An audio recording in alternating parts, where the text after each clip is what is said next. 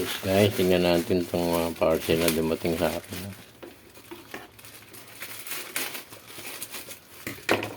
Ito yung medyo nabasa. Ayun, salamin. Hindi na, medyo malabo na mata ko eh. So, titignan ko kung makakatulong sa maliliit na parts. Pag ganito kasi sa TV, yan. Sobrang liit na eh. Hindi na kaya tingnan ng mata ko, pero pag maghihinang at tatanggalin mo, wala na, magkakasabit-sabit na, lalo na pag nagtanggal ka ng parts.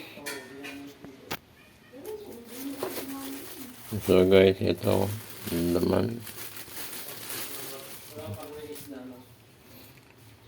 plastic na plastic. So titignan ko, hindi mahalaga yung plastic sa akin, yung linaw ng ano. Hindi yan, ito yung mga gadget niya. May 5 lanes. 1, 3 lang pala. 10, 15, 20, 25. So yes guys, na-try ko na, no? Kaya lang hindi maganda.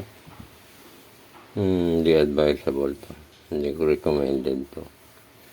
Kasi ito, nasa 25 times na yung pinakamalakas. Ang distance laging nakadikit na ganyan bago mo mabasa. Yan, yung ano na yan, hindi ka makapagbasa ng ganon, laging ganyan.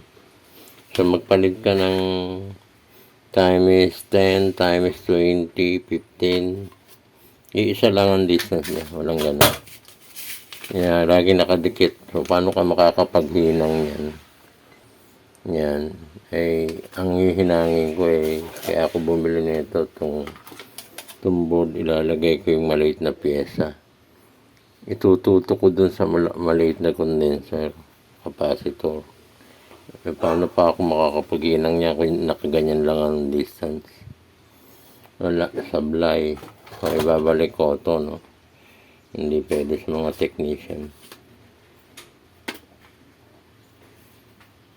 Sorry sa mga anak ko, hindi maganda. At saka walang adjustment to. At tanggalin mo lang to, papalit mo. Palit siya, palit. Tapos wala pang kasamang battery, bibili ka pa. 3 yata yung battery, bali 6 na watts. Yung pang watts battery, medyo mahal din yun. So, sorry, no? Balik sa re-return ko. Okay guys, thank you very much.